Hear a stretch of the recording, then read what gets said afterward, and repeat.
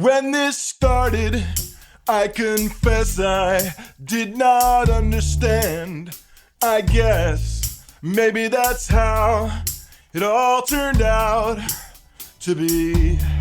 Well, such a mess. You a teacher? Got emotions? Got a lot of emotions that overwhelm you, that threaten to burn you out? Good, because this podcast is about transforming those emotions. The emotions that come with teaching, no matter how talented, experienced, or mature you are. Because classrooms these days can be such a mess, worse than you've ever seen before. We're tempted to treat the emotions that go with such messes as problems, feelings to ignore or numb out or rail against or blame ourselves for having. Wrong. These emotions are pure gold, if you know how to read them and transform them into wisdom and focused, effective action. Think of this as the teacher's lounge you have wanted and deserved your entire teaching life. Join my co-host, Joe, and me to hear stories about and interviews with teachers who thought nothing would ever change, but when they learned how to teach through their emotions, discovered just how easy change can be. In fact, it's amazing. Welcome to Teaching Through Emotions. I'm Betsy Burris. Let's get started. Well, hello, Joe. Hello, Betsy B. Here we are again. Here we are. How are you doing? I am doing fine. I have an interesting story. This one, it's a story that struck me from many, many years ago because it was a story where the teacher was getting pissed off in a teacher support group. She was kind of getting pissed at people in the group, me and another teacher in the group. So that adds an interesting element that I think might be interesting for us to talk about. But she had reason to be pissed off. I mean, there's a good story here. Let's call the teacher Pamela. Got it. She Pamela. came to a TSG one evening, and that very day in school, she had a class act out on a sub. She had to miss class because she had some PD event, and she had a sub. The sub was in there showing a movie or doing something really basic, and the students were just, the sub said, the students were horrible to me. Yeah. And the teacher who was reporting this was enraged at her class. She couldn't, contain it. She said she was furious. Her hackles were up. She was deeply disappointed. And her instinct was to punish the students because, in part, they gave a poor reflection of me, the teacher said. Yeah, they made her look right. bad. That's right. Just what I was thinking. That's how I feel when subs are mistreated by students that I'm supposed to have trained. Yeah. Interesting. And Pamela, when talking to the sub, said, well, I will have the students apologize to you by the end of the week. So she made a commitment to the sub that was appropriate. And really, Pamela was looking forward to getting in there the next day and ripping a new one for her students. Sure. Read the riot act.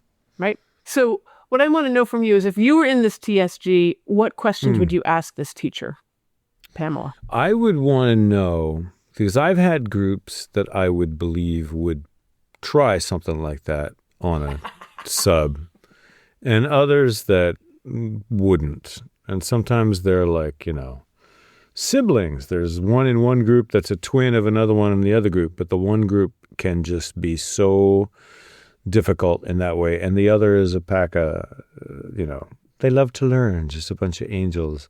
So I would want to know what her perception of this group leading up to this had been, particular group, and what she's done in the past about that. Do they have a particular seating chart? Are there certain, I don't want to call them troublemakers, but that's what they are, like that you have to come and sit near you? And I guess I would be a little nervous that in asking these questions, I would also kind of be asking like, so you set this up to happen, right? I would be a little afraid that the questions that I would ask would sound blamey toward the teacher who had this happen. And of course, in a teacher support group, you would be looking the teacher in the eye, so you'd feel it out. It's weirder to ask, to think of questions here between you and me. But in reality, and with human contact, it's much easier to come up with at least ways to ask these questions. And I can answer some of them, actually, because some of the questions we did ask were similar to the ones you asked. So she said, how did her students normally respond in class was one of the questions. And she said they normally buckled down and worked for her. She said they were all boys, all oppositional learners, which is such an interesting phrase, and all high school seniors. So she said they did normally respond well to her. I think someone asked her, why did they buckle down and work with her? And she said, possibly because they felt held by her in a reliable, structured classroom. So it's not like she's a good teacher. This is a good teacher. I think she knows she's a good teacher. And so she knows how to set her room up. We were wondering how able the sub was to replicate Pamela's holding and, obviously not capable of it. We asked, might the loosened hold of the sub have made the students feel unheld? Like, might it have been oppositional learners, boys, my ears are pricking up like, okay, these guys probably do need a particular kind of pressure around them to feel as though they're held. They're not those students who just love to learn. They're not those. So could it be that they were feeling actually unheld as opposed to just free? And yes, it was quite possibly true. And then another question I asked, which led to some part of the problem in the TSG, was, could Pamela's fury at the boys be a reflection of their fury that they were acting out on the sub? I was suggesting that maybe Pamela's students were angry at her for not being there. And Pamela rejected this interpretation. She said, no, that is a ridiculous idea. That's interesting, because I've had some groups like this, right? I remember one group I had that was in Spanish, 1 or 2 or something with me. And they were all guys like this. They were guys who had kind of washed out of other language classes. They had failed in other language classes. And it was very boy heavy. This is sounding kind of similar.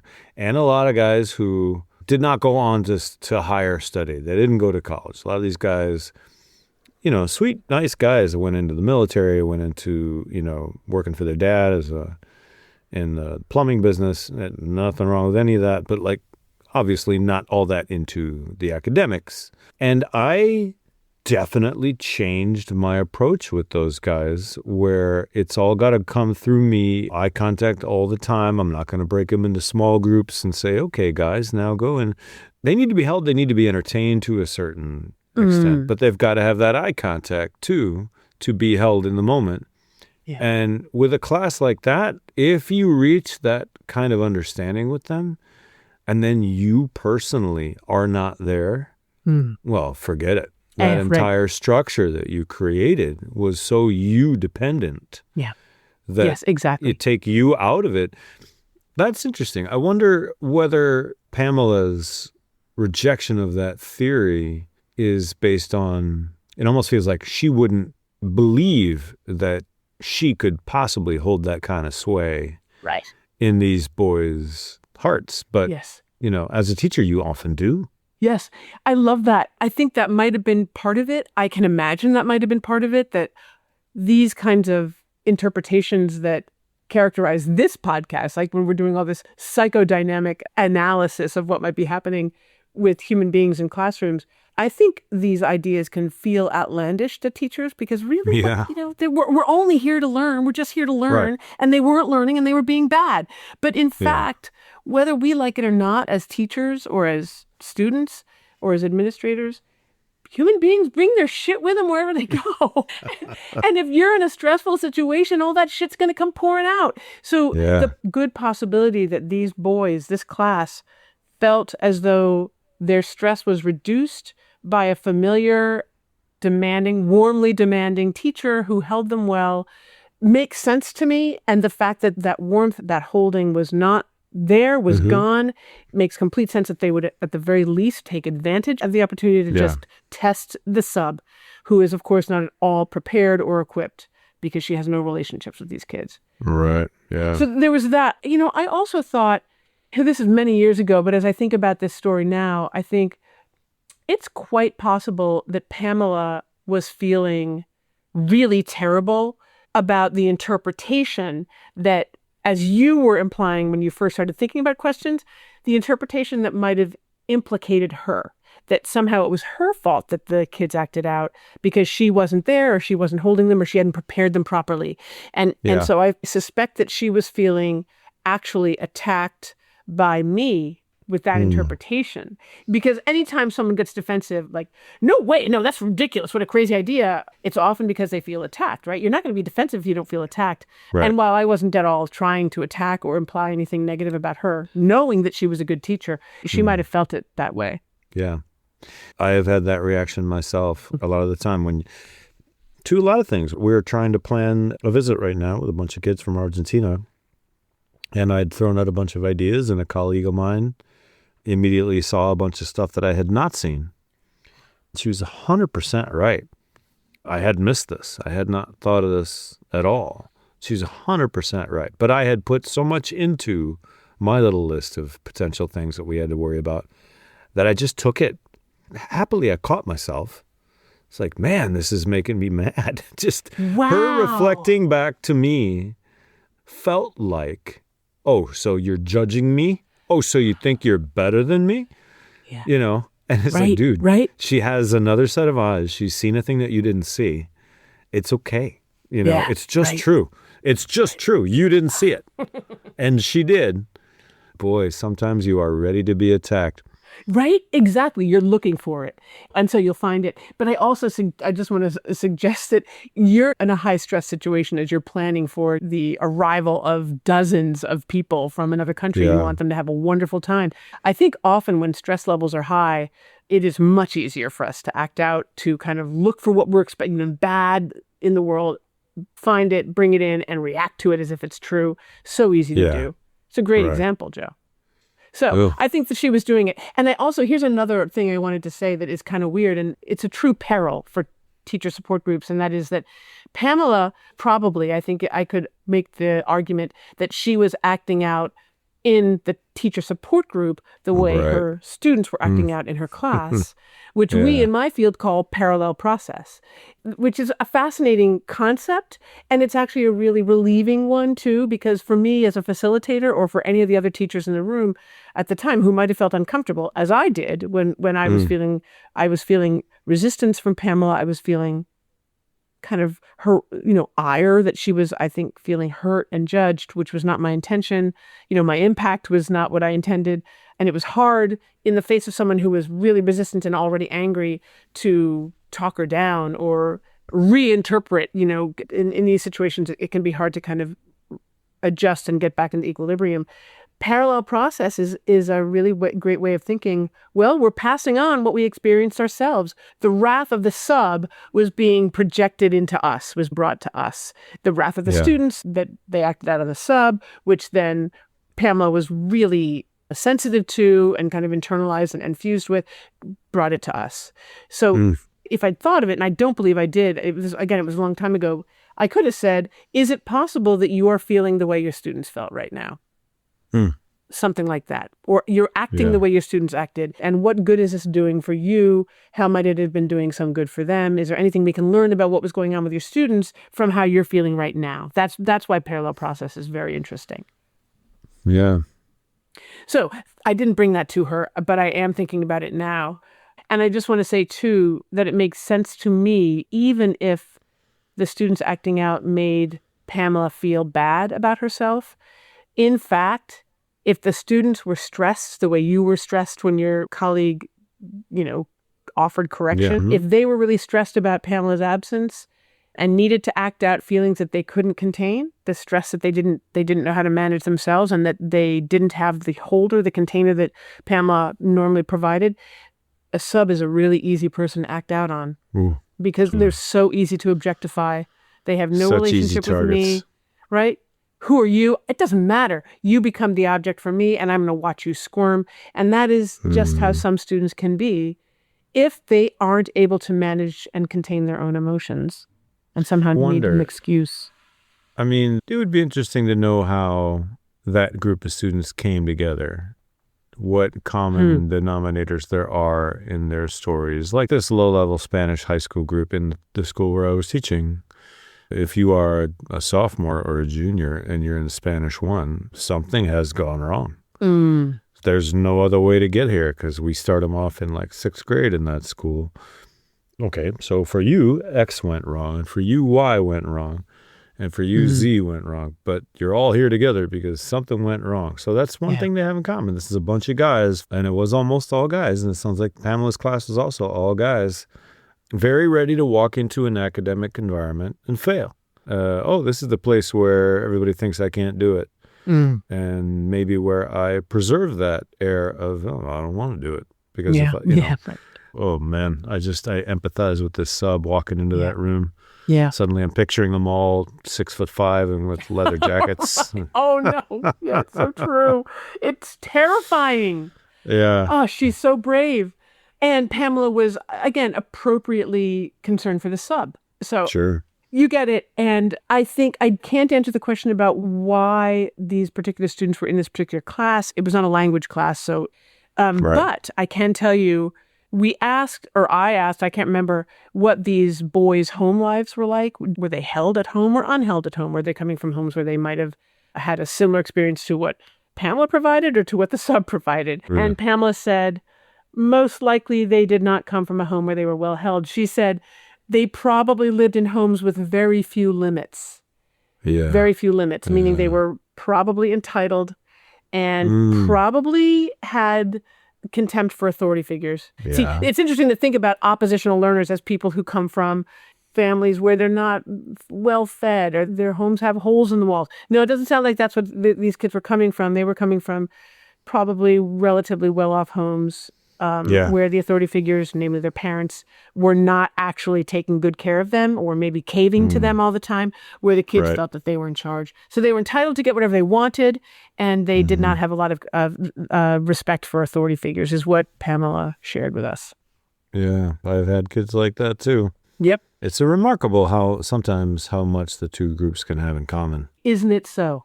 My parents don't have anything and don't have any time for me. And therefore, I'm kind of left to my own devices to figure it out myself. Whereas somebody else says, my parents have everything and have no time for me, so I'm left to figure it out by myself. Exactly. Negligence can happen anywhere. So perfect. If your parents don't have time for you, if they can't see you accurately, if they don't care to know you, it doesn't really matter how much money they have or how much food is on your table, does it? Or why that deficit exists. She's working 3 jobs, or she's always in St. Bart's. That's why I never see her. Doesn't matter. You just don't see her. The effect is the same. The effect on the children is the same. Can be. Okay, so that's the deal with these kids. What was interesting for us to consider is that they did treat Pamela with respect. They actually worked with her. They buckled down and worked, she said. We've already kind of hypothesized as to why, which is that they felt held by her. Right. Which is a really interesting hypothesis. Because when you encounter kids like this, I think often teachers feel more scared of them or possibly tempted to cave to them because that's what the students kind of project that they expect. But in fact, sounds like Pamela held them very tightly, expected them to accomplish her objectives, did not buy their opposition, somehow worked through all that with them, and they respected her. I'm sure she's a formidable person in all the right ways. Exactly. So many of the best teachers that I've seen can walk into a classroom and it's clear that they are, someone who needs to be considered and respected and taken seriously and who is interesting. But those people also walk into a cocktail party and they're very often like, oh, wow, this person is clearly to be reckoned with and interesting. And it's something that's very hard to teach, that kind of presence. Exactly. Ain't it the truth? Okay, so one thing I did ask her was why now? Like, why did this happen now? Of course there was a sub, but what else was going on that might have encouraged the kids to really go crazy on this particular day? And she shared that she was out for a PD event that day, but she'd also been missing a lot of other classes, that she'd had these other obligations that kept her away from this class. And so there were many absences. Okay, that changes things. It's not a one-off. It's like, oh, you're doing this to us again? I don't know how the hallway's arranged, but I'm picturing them like coming down the hallway. They can see through the door that the sub is setting up. And they go, oh, man. Right. Especially if they really like the class. Yeah. I don't think any of them would have thought it through consciously, but like, we need to send a message here. I had 4 periods leading up to this. and they were all terrible. And I finally got to come and see you, and you're not here for me. Exactly. And, I love the way you describe it, Joe, because doesn't it make sense then that they might be thinking, once again, a figure who matters to me has abandoned me, is ignoring me, is not paying enough attention to me, is not here for me. Here we talk about parallel process. What's happening at home is now happening at school, and I don't want it to happen in this class because I've come to believe that it won't. And now it's happening, and it's happening so much that I can now assume, okay, it's now feeling like a pattern. I know this pattern. It's a familiar pattern. I agree with you. I don't think the students are necessarily conscious of these thoughts, but their bodies know it. Their bodies know it just like that. Yeah. And they're walking in already thinking, fuck you for abandoning me. I know how to feel about this. I know what to do. That's the worst. I mean, there's a country song somewhere about the trucker who is away all the time. And he hates every time he has to go on a 1 week run somewhere. He hates it when his children cry because he's leaving. But then what's worse is when they don't. Yeah. Right. If they go from being disappointed that you're not there today to being angry because the pattern appears to be that, you're not here. You're not here enough for us to get what we need out of you. So it switches from disappointment to just anger. Yeah. Yeah. This is why I tell teachers, when your students act out on you, it's actually a gift. Because if they didn't act out on you, they would have gotten to the stage that is the worst stage for the trucker, which is, I actually don't care. I'm not going to cry. Exactly. I'm not going to scream. I'm not going to act out at all. Just, I'm indifferent because I don't expect anything from you anyway. And you're basically dead to me. Yeah. Right? Yeah. I can expect nothing from you. The fact that these kids were acting out, to me, is a great sign. The opposite of love is indifference. Indifference. Exactly. Having them react strongly to the sub. It's good. It shows how much they wish you were there. Exactly. Right? So that's a very different interpretation from the one that Pamela very naturally made of the student's behavior, which was, you are being terrible people and you're making me look bad, and I'm gonna rush in here and take you down, as opposed to, you might be interpreting me as abandoning you, which is not an accusation. It is not an attack. It is an interpretation that is psychodynamic, which means your students are attached to you and they are having natural, normal reactions to your failing them, not because you're a bad person, but because you cannot give them what they need right now. What that means to me would be, if we can interpret it this way, then maybe there's a way to repair and get that relationship going again, knowing now, because of the interpretation, what they need from you, which is your presence, your consistency, your caring, holding. You're just continuing to do what you're so good at, and they need you to do that repeatedly. And if you can't, I guess a repair would be, we need to talk about why I can't be here for you the way you need me to be, right? Yeah. Yeah. I'm picturing the repair work, and that there's repair work that you can do with them. There's also repair work that you have to do with yourself, which is to just accept, like when my colleague pointed out the things that I hadn't seen. Accept that. That's, you're right. I have been out a lot. It's not a specific blame. You're not coming after me saying, you, the terrible person, have decided to be out a lot. But you do have to see how this makes them feel. Yes. And how they're going to react to it. Exactly. There's no blame. Right. But if you walk in there going, all right, let's see who sucks. Exactly. Because we know somebody sucks in this and it's going to be you. It's going to be you. And so often I think teachers do that to students. It's like, it's going to be you because it's not going to be me because I'm working too damn hard, right? Right. But that's a false dichotomy, as you're describing. If you can interpret it as, oh my God, you guys are attached to me. I'm actually attached to you as well. That's partly why we're working so well together. And you know what? I haven't been able to be here, which has been bad for me and bad for you, but it's been unavoidable. And so, teacher, major person in this system, this important psychodynamic learning system called the classroom, called the class, is the one in charge of figuring out what to do with the data, right?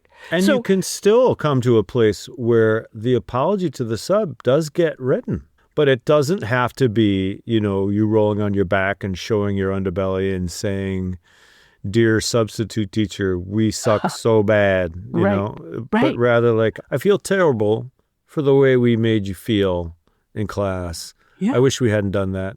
Shouldn't Yeah. have done that. And I hope you can forgive us. But you can say all of that without saying, you know, because we are a bunch of bad people. Right. Absolutely not. They're not a bunch of bad people. You get it. I mean, so that's basically what we focus on in this TSG after we kind of survived the kind of gathering of data. And I insisted it could be that they're pissed at you. It could be that they miss you. Eventually, Pamela was able to concede that, yeah, I mean, given the number of absences, maybe they were kind of thrown off by that. So that Yeah. was good. That was good. She reiterated, of course, that she wanted to go in there and correct everything by just scream at him the next day, which, okay, so talk to me. She wanted to go under the guns blazing to just, as I put it, pepper her students with anger bullets. She just wanted to get that out of her body. She was so mad. How would that have gone, do you suppose? Well, I have done that. And Oh, that's awesome. oh, man. It's almost exactly the same situation. Kids who are terrible with a sub. And I'm not going to say I came to some really enlightened position on it because I remember the particular group. And as my dad would say, I didn't trust them as far as I could throw them. But they were very good students. They learned like crazy. No matter what you show them, you can't trick them. You know, slow them down. They just learn fast, but also really eager for any chance to have some fun at somebody's expense. This was just the character, it felt like, of a critical mass of those kids. And yeah, I came in and I had them all like write down what they had done. And I also just guilt tripped them like crazy, especially because the sub that they had been unkind to was a sub who is a permanent hire. She's in the building all the time. Oh, yeah. So I'm like, you know her. Like, you know her name. She came in here and you couldn't get away with the usual thing of like, oh no, we're all sitting in each other's seats and I'm Trevor. Like, no, she knows who Trevor is. She knows you're not Trevor. But they were mean to her. And I went in there with guns blazing and I think I got what I thought I wanted out of it, which was bowed heads and silence and apology letters, and then you move on the next day. But what I was getting out of that was compliance and not buy-in and nothing useful. I mean, it's satisfying in the moment, but then 2 days later you feel like, well, now I've wrecked this relationship a lot. It's going to take a long time to get over the pall that I've cast over the room by just being angry. So I've done it before, and now I'm better about it. I can express some disappointment without just being so blamey and so angry, because you just try to keep in your mind, man, they're teenagers, they're kids. But yeah, the guns blazing can get you some compliance. Yeah. But it doesn't really fix anything. Yeah, it can get you shame as well. And as you say, it can cast a pall in the relationship. Yeah. It's not ideal. It's not worth that much. Yeah. I love your story, and I think it's a very natural instinct, and I think it's just the way we think sometimes about parenting and teaching and correcting people, corrective action. It's, I know what you should have done, you didn't do it, I'm going to let you know that you didn't do it right, which you obviously do know, but I don't care if you know that. I'm going to tell you and then make you, repair it and correct it, as opposed to, Joe, you didn't bring that story to a TSG. Right? If you brought your experience of a disappointing class to a TSG, we could have made I think, a more refined guess about what was going on with them, which would not have let them off the hook. That's not the point at all. The point is to bring the wrath down in the teacher. Anger, I think, can be very useful, but wrath is not going to help you as a teacher because it's going to shame your students. So drain that out, bring in some compassion, if at all possible. And compassion tends to come up when you have come up with some sort of understanding, possible understanding, a guess about what might be going on in the students that can give you the kind of feeling that Pamela should have had right now, which was, oh, damn, I matter to them.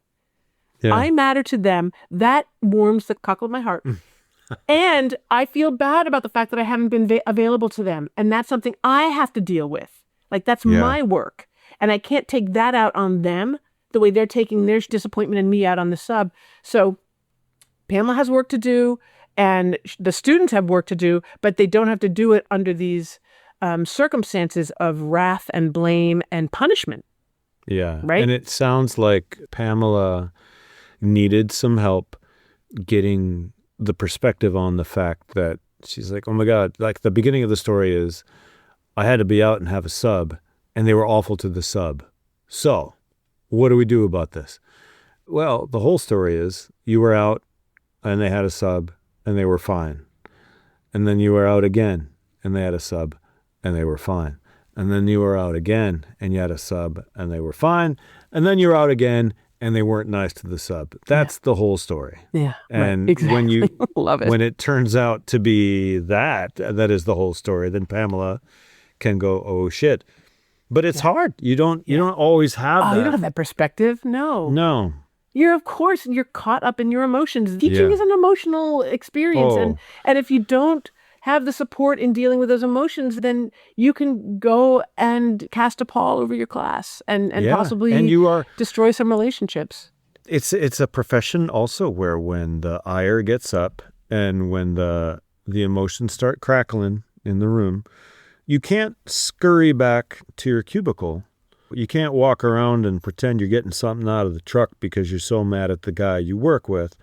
No, it's 25 minutes to go, man, and they're all looking at you. Yeah. And there's nowhere to go. Yeah. You just cook in these emotions. In a way that it doesn't really happen in too many professions. Yeah.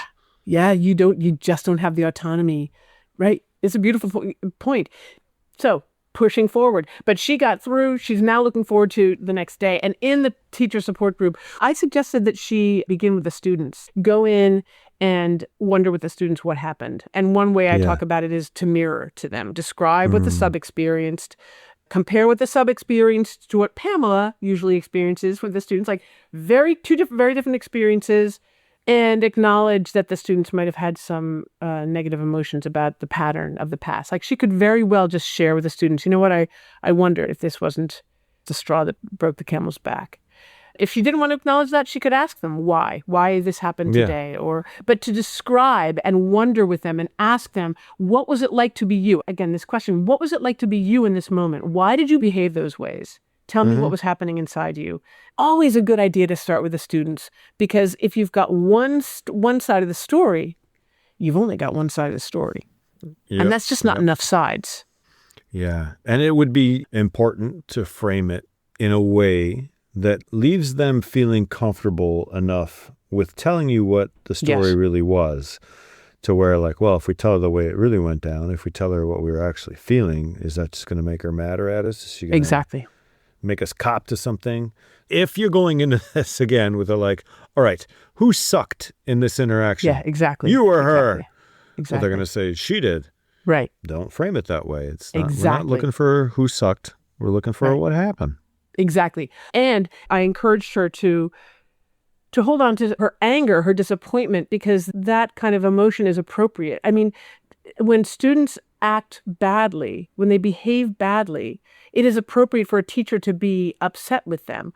Wrathful, enraged, that's extreme. If you're seeing red, you're not seeing the students. But to be angry or disappointed and to clarify for them, when I got this report from the sub, I was very upset. I was surprised. I was disappointed in you. And I was shocked that you would behave that way to a sub when you would behave well with me. I know you're capable of it. So to disclose to them in these ways that I had an appropriate response to what you did, but it's appropriate and it's modulated. So she's not going in and taking out on them her own ferocious responses that were complicated, not just by their behavior, but by her feelings about herself and the role that she might have played unconsciously, I think, that she believed she might have played. And I suggested that, once they have this conversation where she gets to describe, they get to describe, then she can say to them, okay, well, I expect you to apologize to the sub. Obviously, that's going to happen. And then the group could come up with how they're going to do that, right? Yeah. So that's what we suggested in the TSG. What do you think of that plan? I mean, my hope is that Pamela was able to hear it, because boy, these revenge fantasies and these, they can be so hard to let go of. Lovely. Oh, I'm going to get them so good. And then when you say, it probably shouldn't actually do it that way. It's like, oh man, but it was going to be so great. Don't take that pleasure away from me. Yeah. Exactly. Yeah. What other reward do I get? Well, truth is, the good news is she did. She resonated with this plan. Oh, good. She liked it. She liked the idea of starting with the students rather than with her wrath. She liked the idea of admitting that they had good reasons for their behavior, even if the behavior made her angry. She seemed to appreciate thinking differently about the situation. We got there eventually, and it was obvious to me that she felt relieved that she had a plan for the next day that wasn't just going in with guns, like she was just going to draw blood. That's not really a plan for a good teacher. And she probably sensed that at some level. That's not who she is. This plan that you came up with fits much more with who she really is. But I think sometimes we feel some kind of weird societal, maybe it's from movies. Here's the revenge, and now we have the sequence, the montage where we're like, loading the gun and slow-mo. Isn't that called video games? I mean, there are lots of examples of that. Funny that there isn't one for teachers. Good thing there isn't. I can think of so many ways that a teacher video game would just go so wrong. As I always say about fantasies of revenge, I think they're awesome. I think they play such an important role, but don't ever act them out. Okay, so she was fantasizing about, blowing these kids' heads off, but she didn't. And she would have done it if she hadn't been in the TSG. I believe that's true. Not because she wanted to enact revenge that way on her kids, but because she didn't have the imagination or the support in thinking about it differently. The only way she could imagine talking to them, as you've described, is they deserve to be punished. This is the only way to do this. So to be in a group of people who could talk to her, caring for her while helping her to think about how to care for the kids really worked for her.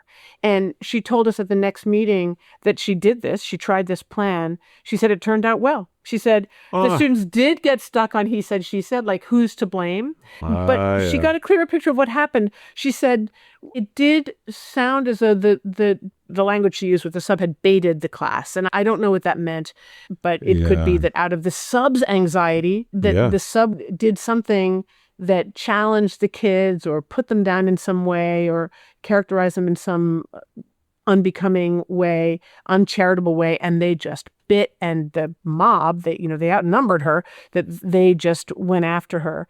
Yeah.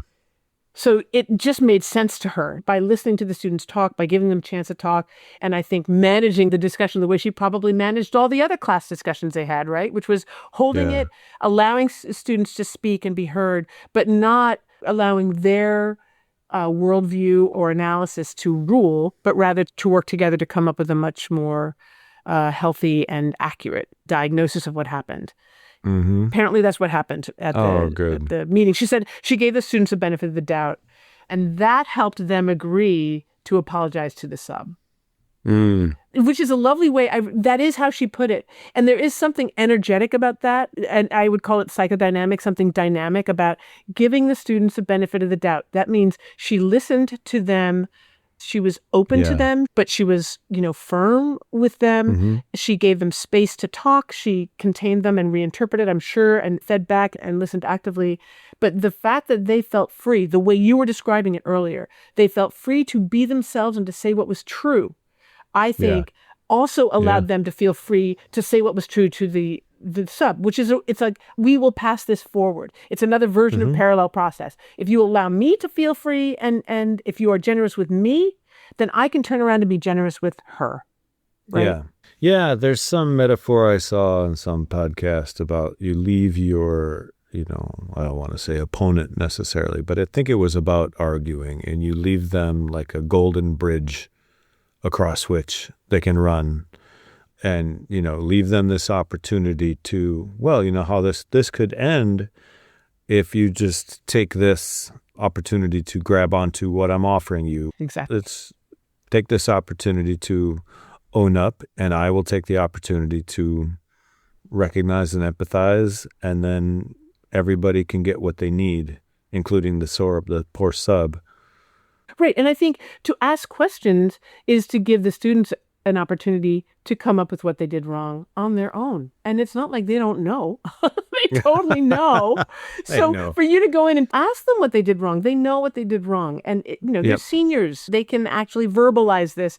And then by giving them a chance to own it, to own their shit, Pamela did it. the truth is that they actually were willing. I think the plan was that they were going to talk to the sub in person on a particular day. They made an appointment with the sub so that they could talk to her in person, right? Yeah. And the sub didn't show up. Oh, come on, Betsy. Change the ending. Change the ending. And everyone cried. They all get together for Thanksgiving to this day. Well, that's interesting, though. That is very interesting that the sub didn't show up. I think maybe the sub had come to some conclusions about, was the sub a woman, or do I just keep picturing? I think I'm saying I think her. It was a woman, but I actually don't know. I thought the pronoun was she back in the day when they still used. I'm picturing it as a woman, but I don't know why. But maybe with the sub just realized, take some blame in this too. Yeah, right. I don't want to talk about that time. I don't want to show up and look people in the eye after the way I acted in that class. Yeah. You know? I could imagine it's that way. But, I could also imagine that something came up. But if something came up, I don't remember Pamela's saying, oh, well, here's why the sub didn't show. I think she was really surprised that the sub didn't show also. I don't think there was an explanation. I wonder if and I just wonder, I worry that your explanation is a good one. Like, oh, shit, I feel weird walking in there and having them apologize to me when I should be apologizing to them too. That would imply some self-awareness that would be awesome. But, if you have that kind of self-awareness, why not show up and say, I'd like to take ownership of my part in this too? I worry that she just kind of sank into self-righteousness and hurt. Like, you hurt me and I don't feel like giving you the chance to apologize, which is so often happens with people whose feelings are hurt. They're like, no, your apology is not accepted because it's so much nicer for me to be, to be hurt.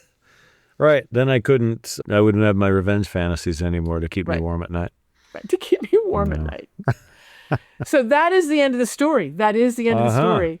Even if it wasn't perfect, I feel like it's a great story. I'm going to believe my version. I mean, that's going to keep me warm at night. You'll never remember. You won't remember this. You'll remember that they all went to a water park together, and it was wonderful. They were all in the lazy river holding hands. Yeah. All right. So now that you have got that fantasy fixed in your mind and your memory, what's your axiom? Yeah, we were talking about it earlier, like, don't carry the wrath with you, the wrath that you very naturally will feel and will want to expel onto those who you have come to believe deserve it. You got to let that sit and leave that behind, because that is just not going to help you or anybody else. The wrath, you got to drop the wrath. Love it. You can be angry, but you got to drop the wrath. Yep. Angry, but also in your right mind. You have to get into your right mind. Exactly. Right? When you were talking, I was thinking, so here's a pithy way of putting that is drain your swamp. Right. Which kind of relates to the action that I come up with, which is bring it to a TSG. If you bring it to a TSG, you can drain your swamp. You can drain the wrath out and keep what you can use, but process what you really don't, what you have no business bringing back to your students, right? Yeah. Well, process and it becomes a skill that you have, which, in the TSGs that I've done with you, they have percolated across the rest of my professional relationships and career, just like today when my colleague was pointing out the things that I had not seen. And instead of going like, listen here, twerp, then you say, thank you for pointing out this very difficult thing. You're right. Let's talk about that. You can do it. You can make that turn. Yes. But it takes some skill. And the more TSGs you go to and the more of these stories you hear, the more you build that muscle and you recognize the patterns and you're like, okay, I can make that turn. I love that too, because what you described in those examples is doing what comes unnaturally, I think, to a lot of people and to a lot of teachers, which is to get out of your own head. This is not about you. And recognize that when something happens, when a student says something like that, they're telling you something about them. It's not about you. Mm-hmm. And to discipline yourself to find curiosity, to be curious about them and what they're telling you, and to realize, or your colleague, they're telling you about them. Think of the students first. Start with the students. Yeah. In these kinds of situations, again, you're one side, the sub is another side, or in a dyad with your colleague, you're one side. What's going on in the colleague? What are they trying to teach you about themselves? Be generous, open up. What you're describing is, yes, thank you. Thank you. Right. I think that's a great way to make that turn. Thank you for that comment. Say that first and then figure out why you should be thankful later. Right? Yeah, right. But I think that response is a really smart one. Thank you for what you just did. And then even, okay, can we just work out now together why I should thank you? Like, what am I grateful for? Yeah. Right? Yeah, right. But be grateful first. Yeah. There's something. There's something going on in you. And thank you for actually, in this moment, taking me out of myself, because staying in myself is perilous. It's a hazard. Yeah. It's a teaching hazard, professional hazard.